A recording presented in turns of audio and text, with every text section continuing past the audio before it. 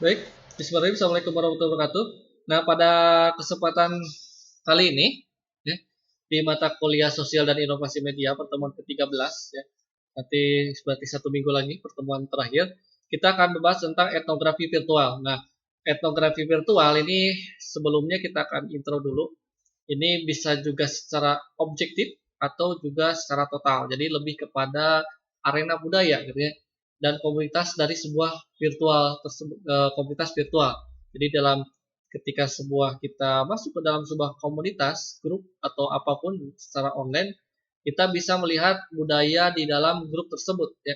Dan itu tidak bisa disamakan dengan grup yang lain ya. Nah, sebagai pengantar, etnografi virtual ini merupakan pendekatan atau metode baru dalam melihat budaya atau artefak dunia virtual ya. Bisa juga kita melihat atau membaca atau ingin mengetahui sesuatu secara virtual gitu ya, melihat berbagai macam data, fakta di dunia dengan berbagai macam sisi, itu bisa melalui etnografi virtual, bisa disebut juga etnografi virtual. Nah, sebagai sebuah metode ini dan juga bisa digunakan atau sebagai level dalam melihat realitas dunia virtual ya. Nah, etnografi virtual ini mengungkap bagaimana budaya cyber diproduksi dan bagaimana makna yang muncul atau relasi pola hingga bagaimana hal tersebut berfungsi melalui sebuah medium internet. Nah, terus sebuah realitas budaya ini melalui etnografi virtual setidaknya bisa mendeskripsikan perangkat dan konten yang dibangun untuk melihat bentuk atau form ya. Nah, media internet ini apa yang membawa sheet atau apa yang tampak dari disampaikan surface, jadi apa yang ada di dalam atau mungkin ada apa yang ada di luar gitu ya. Itu bisa diteliti gitu ya. Apa yang sedang muncul ke permukaan atau apa yang sedang mengendap itu bisa bisa dilihat gitu ya. Nah, di sini juga itu bisa dideteksinya apa yang akan muncul atau apa yang akan viral, apa yang hal yang akan terjadi ya, itu bisa dilihat ya, bisa dilihat atau bisa dianalisis dari sebuah data ya. Nah, secara garis besar level-level dalam analisis media cyber ini terdiri dari berbagai macam tingkat, ada 4 tingkatan. Ada ruang media, ada dokumen media gitu ya, terus ada objek media, terus ada juga pengalaman ya. Jadi kalau di sisi mikro itu berupa teks, sedangkan di sisi makronya itu berupa konteks ya. Dan sisi mikronya itu bisa berupa ruang media dan dokumen media. Sedangkan di makronya itu bisa menjadi objek medianya atau pengalaman dari media. Maka itu bisa di dalam sebuah unit mikro itu bisa dianalisis dari budaya atau artefak budaya di sana. Nah, mengulas kembali prosedur etno di virtual ini pertama memasuki arena budaya, terus ada koleksi analisis data. Ya. Jadi analisis sebuah data yang terjadi, analisis sebuah data yang dari berbagai macam sisi gitu ya. Terus interpretasi yang layak dipercaya, ya, media mana yang dipercaya, terus etika juga itu juga menentukan, ya. Terus umpan balik penelitian dan keluaran arena atau komunitas virtual. Ya. Nah, pertama kita masuk ke arena budaya. Nah, arena budaya atau ruang virtual ini terlibat dalam komunitas virtual. Jadi kalau peneliti melakukan observasi atau partisipasinya tidak hanya mencatat artefak ya, atau yang muncul di tengah-tengah komunitas tersebut ya. Contohnya ketika komunitas apa ya, komunitas otomotif yang paling mudah. Nah, di dalam komunitas otomotif itu ada barang yang sedang paling paling dicari ya, paling dicari. Contohlah sebuah mobil yang memang mobil kuno antik gitu ya, dan itu bisa menjadi sebuah acuan gitu ya, ketika kita membeli mobil tersebut maka dijual akan lebih mahal gitu ya. Atau ketika kita mencari ada istilah artefak ya, artefak kalau dalam secara fisik fisik itu ada artefak batu-batuan segala macam, itu kita bisa melihat meneliti sejarah apa yang terjadi di zaman dulu gitu ya. Atau ketika kita mencari membaca atau melihat sebuah gambar tentang sejarah sebuah negara ya, maka artefak itu akan muncul di sana ya, artefak tentang sejarah negara, gambarnya, dokumentasinya, mungkin dokumentasi yang ratusan tahun film ratusan tahun yang sebelumnya juga sudah ada ya. Jadi yang film yang kita belum lahir, malahan kakek buyut kita masih kecil gitu ya, itu sudah ada.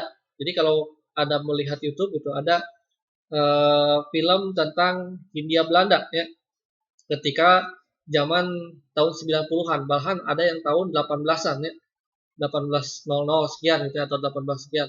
Nah, itu ada di sana ya. Jadi mungkin zaman kakek buyut kita itu sudah ada. Mungkin kalau untuk mahasiswa apa ya, mau gitu ya kalau bahasa Sundanya gitu ya. Jadi bapaknya kakek buyut ya. Nah, itu sudah ada. Itu bisa dilihat. Ternyata kakek buyut kita itu dari artefak yang di sana, dari video di sana, kehidupannya itu seperti itu zaman dulu. Sangat sederhana sekali ya. Belum ada mobil, belum ada penjualan segala macam gitu ya. Malahan kalau kita zaman sekarang mau makan apapun, mau cemilan apapun, permen apapun itu banyak enak gitu ya, karena merdeka gitu. Kalau zaman dulu um, ya selain belum merdeka juga masih sangat sederhana gitu. Jadi kalau jajanan itu ya memang berasal dari alam gitu ya. Atau mungkin juga cemilan-cemilan itu berasal dari kebun-kebun, dari alam gitu ya. Belum belum sebanyak sekarang ya. Sangat sederhana sekali dan itu bisa dipelajari di sana ya.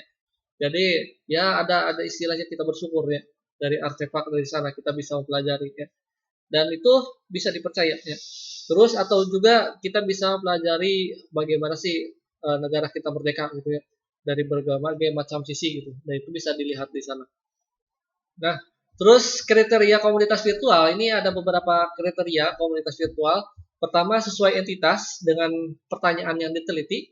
Contohnya eh, ada komunitas tentang apa ya, Atlantis Indonesia atau Lemurian Indonesia gitu ya. Nah, itu ada komunitasnya memang tentang membahas tentang artefak-artefak kuno zaman dulu ya, zaman Atlantis ya, sudah ribuan tahun ya. Dan itu mereka teliti di sana ya, mereka teliti tentang sejarahnya, tentang peradabannya segala macam gitu ya. Dan itu bisa bisa kita pelajari apakah dipercaya atau tidak dengan berbagai macam artefak yang muncul atau eh, data-data yang muncul di internet yang mereka sharekan atau yang mereka diskusikan di sana ya. Nah, terus trafik dari atau lalu lintas antar anggota tersebut ini sesuai dengan substansi masalah ya, substansi masalah. Nah, contohlah ketika kita meneliti tentang teknologi motor ya, maka masuk ke dalam komunitas motor, teknologi motor mana yang bagus gitu ya, yang cocok untuk medan apa gitu ya, itu bisa diteliti. Malahan kita bisa mempelajari ketika kita masuk komunitas itu, kita bisa mempelajari ban apa yang cocok, terus mesin apa yang cocok dan segala macam, desainnya segala macam itu bisa mempelajari. Kita bisa menambah ilmu di komunitas tersebut ya. Karena apa? Karena ya memang ditelitinya di komunitas tersebut, atau mungkin ketika kita masuk ke komunitas bola, kita tahu teknik-teknik bola gitu ya di sana. Tidak mungkin kita akan tahu teknik bola di komunitas otomotif, tidak ya. Nah, terus memiliki beragam topik atau diskusi. Nah, ini bisa menjadi tambahan ilmu pengetahuan, juga bisa menjadi sebuah pertimbangan dari sisi penelitian ya. Terus memiliki data yang detail dan kaya informasi. Kalau kita masuk ke dalam topik atau anggota penelitian atau mungkin juga ke dalam komunitas tersebut ya. Nah, anggota komunitas ini menjadi subjek penelitian. Jadi harus bisa berinteraksi dengan peneliti sesering mungkin ya. Jadi contoh seperti ini. Kadang beberapa motor itu berkembangnya ketika proses motor GP gitu ya. Bagaimana mesin berkembang, kalau zaman dulu kan masih ada karbu, sekarang mesin itu sudah pakai injeksi gitu ya. Dan itu berkembang dari motor GP ya. Motor GP itu sama sebuah komunitas juga. Akhirnya penelitian berkembang semakin kesini semakin canggih dan memang berawal dari sana gitu ya. Nah, terus koleksi dan analisis data ini pertama memahami pengguna, tipe pengguna. Ini menurut saya tahun 2000. Pertama ada web server, ya, terus ada aktif group atau partisipan dan kadang juga ada juga pengintai gitu ya. Nah, ini ketika kita masuk grup, ada yang orang cuman read saja, membaca saja, ada yang ikut aktif, ada juga cuman pembaca saja, atau ada juga yang baru baru masuk baru gitu ya. Itu berbeda-beda ya, tipe-tipenya berbeda-beda. Terus koleksi datanya itu bisa komunikasi langsung atau pengamatan dari komunitas visual. Jadi contoh seperti ini. Kita banyak like di Instagram itu tentang komunitas atau akun-akun tentang desain rumah ya. Maka kita akan langsung melihat ya desain rumah mana yang bagus ya, yang cocok, yang tidak gitu ya. Di sana kita bisa mengoleksi data-data desain rumah yang terbaru, yang enak gitu, yang enak dilihat, enak dipakai dan segala macam ya. Nah, itu di sana kita bisa bisa berkembang ya pengetahuan kita gitu ya. Nah, interpretasi yang layak dipercaya, terus peneliti juga memberikan perhatian khusus terhadap struktur, entah itu data terkumpul lebih atau bisa juga berupa domain teks ya. Nah, ini sebagai data acuan, terus kunci interpretasi, penanganan data, pengamatan stereokopsis ini dalam lebih kepada citra ya, citra digital gitu ya. Nah, terus ada juga istilah etika. Nah, hal-hal yang terjadi atau hal-hal yang perlu kita ketahui ketika membahas sebuah data, kadang beberapa data itu bersifat rahasia ya. Jadi tidak banyak orang harus tahu gitu ya. Dan kadang-kadang kalau orang banyak tahu maka akan berbahaya gitu ya. Dan itu beberapa data itu dirahasiakan. Ya. Contohnya ada data hewan yang dilindungi di Gunung Ciremai gitu ya. Dan hewan itu memang sangat dicari tapi dilindungi. Nah, ketika orang yang mengetahui tempat berada hewan tersebut membukakan rahasia tempat ya di sana, maka akan banyak orang yang akan memburu hewan tersebut. Maka lebih baik dirahasiakan. Ya. Dan itu ada sebuah etika di sana ya. Jadi hal yang lain seperti komunitas virtual harus mengetahui secara detail tentang kehadiran peneliti gitu ya. Nah, peneliti juga harus menghargai informasi yang bersifat rahasia yang tadi ya. Jadi beberapa data itu tidak bersifat publik ya. Terus peneliti juga harus bekerja sama terhadap masukan atau komunitas ya, komunitas supaya lebih berkembang. Peneliti juga memasukkan bahwa telah mendapatkan izin dari anggota komunitas terkait postingan tertentu di internet dengan menampilkan buktinya. Jadi ketika kita meneliti sebuah komunitas, maka dokumentasi tersebut diperbolehkan atau tidak. Karena kadang-kadang contoh kita masuk ke dalam komunitas budaya tertutup ya, budaya tertutup. Nah, karena tidak diizinkan untuk dokumentasi. Tapi kalau diperbolehkan itu sah-sah saja gitu ya. Dan itu masuk ke dalam etika ya. Karena kadang-kadang kadang-kadang kita masuk ke dalam sebuah komunitas, contohnya masuk ke dalam peradaban Baduy ya. Baduy tidak boleh Baduy dalam gitu ya. Tidak boleh membawa alat elektronik segala macam gitu. Terus kalau melanggar lalu banyak orang tahu gitu ya, hal-hal yang memang di sana sehingga menarik perhatian banyak orang, dan itu melanggar etika ya, melanggar etika. Jadi mungkin ketentraman mereka juga akan terganggu di sana. Jadi ada beberapa hal yang memang tidak wajib orang banyak ketahui. Terus umpan baliknya, ini anggota komunitas ini yang diteliti atau bisa memberikan masukan atau tambahan atau perbaikan. Gitu. Jadi ketika ada sebuah penelitian dari sana, gitu, contohnya kita meneliti sejarah Indonesia, ada yang salah, mungkin tanggalnya, gitu, atau waktunya, maka anggota komunitas itu akan memperbaiki, membenarkan ya di sana. Terus peneliti juga bisa memperbaiki kesalahan dan kesimpulan dari hal yang diteliti, memastikan bahwa peneliti itu sesuai etika. Jadi kadang-kadang contoh seperti ini, meneliti tentang peradaban sebuah suku ya, sebuah suku. Maka ceritakan yang perlu diceritakan, jangan ceritakan yang tidak usah diceritakan ya. Memang itu juga masuk ke dalam etika ya di sana gitu ya. Nah, kadang-kadang beberapa kebiasaan juga cocok untuk di sana tapi tidak cocok untuk dunia luar, atau sebaliknya ya, cocok untuk dunia luar tapi tidak cocok untuk di sana gitu ya. Dan contohnya ada beberapa hal seperti seperti banyak hal. Kadang-kadang di banyak negara meludah itu di depan muka seseorang itu menghina, tapi ada di suatu suku meludahi orang itu adalah suatu penghormatan, atau menjulurkan lidah di kebanyakan orang di seluruh dunia itu menghina. Tapi di salah satu suku di Tibet ya, di Tibet menjulurkan lidah itu menghormati ya, menghormati karena ada sejarahnya di sana ya. Terus ini ada unit mikro, ada unit makro ya tadi ya, seperti ada dokumen media ini digambarkan. Nah, terus ada ruang level media. Nah, ruang level media ini masuk ke dalam budaya mikro ya, di dalam artefak budaya. Ini levelnya mengungkap bagaimana struktur yang ada dan bagaimana dari medium internet. Terus medium juga merupakan lokasi atau tempat budaya itu terjadi atau komunitas berinteraksi. Prosedur juga dibuat akun mempublikasikan konten, ya.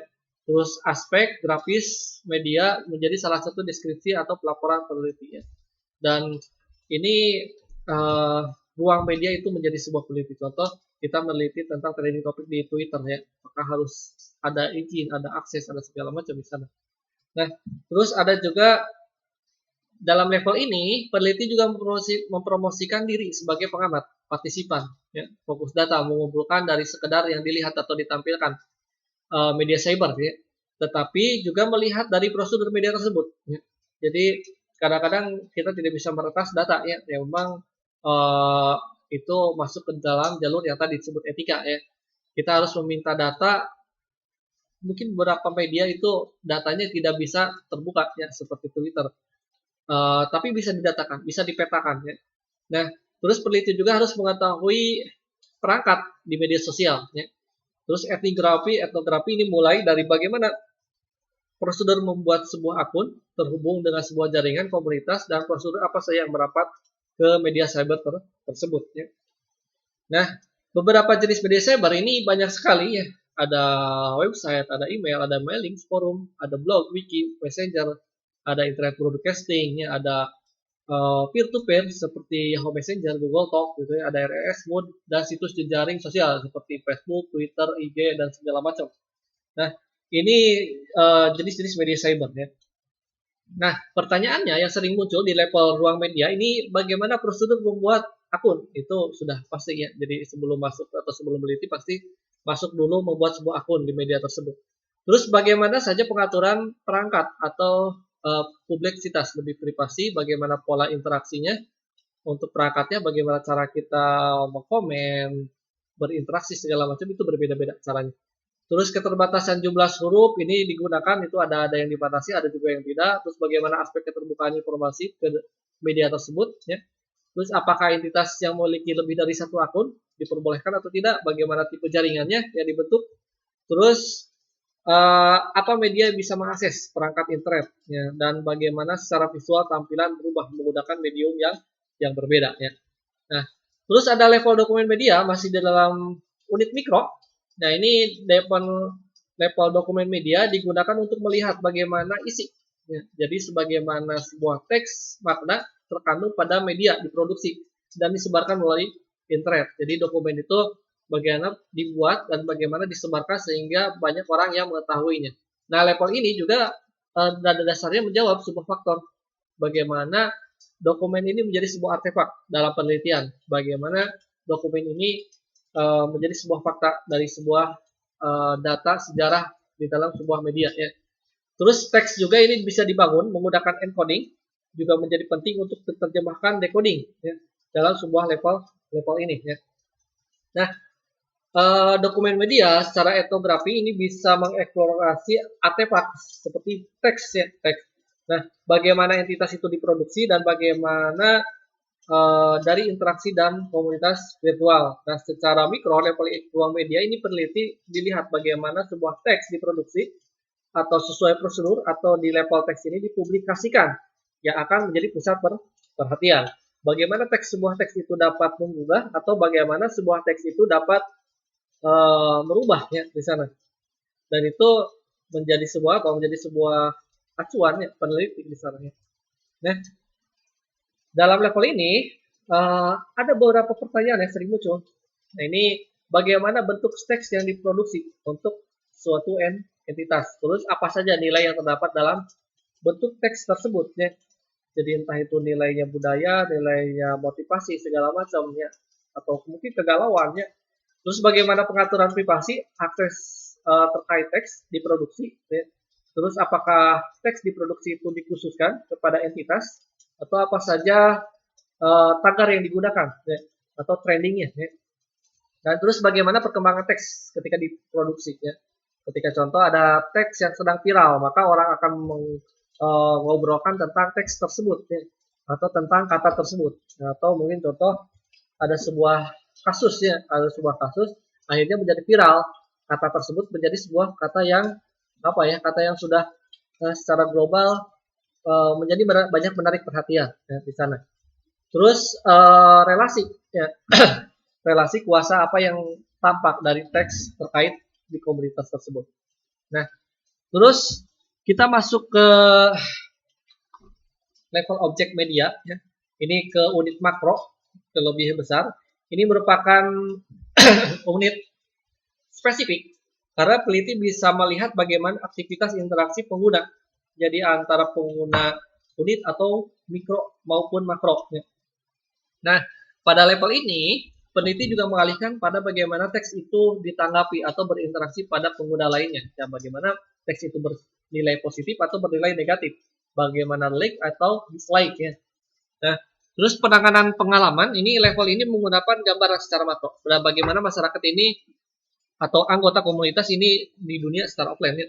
Nah, terus ada etnografer juga mengungkap realitas di balik teks yang diunggah gitu ya. Atau diakreasikan, melihat bagaimana motivasi dari dan efek dari tulisan tersebut ya. Nah, peneliti juga bisa menghubungkan realitas di dunia virtual dengan dunia nyata. Nah, apakah yang ditulis di dalam dunia virtual itu benar atau tidak, hoax atau tidak? Apakah sesuai atau tidak? Itu bisa menjadi sebuah acuan di sana. Contohnya seperti ini. Yang paling sederhana di situ Cipatat Majalengka itu airnya jernih, gitu ya. Ketika dilihatkan gambarnya, teksnya seperti itu, ya, dengan tagar atau hashtag atau juga captionnya seperti itu yang menarik perhatian, maka akan menjadi sebuah pengalaman atau akan menjadi sebuah daya tarik dari beberapa orang. Akhirnya orang lain akan tertarik datang ke situ Cipanten gitu ya. Dan itu menjadi apa? Menjadi objek yang bisa dijadikan sebuah peneliti atau dijadikan sebuah acuannya atau pertimbangan di sana. Ya. Akhirnya viral, akhirnya banyak orang yang datang. Ya. Terus baik itu saja. Terima kasih atas perhatiannya. Saya tutup. Wassalamualaikum warahmatullahi wabarakatuh.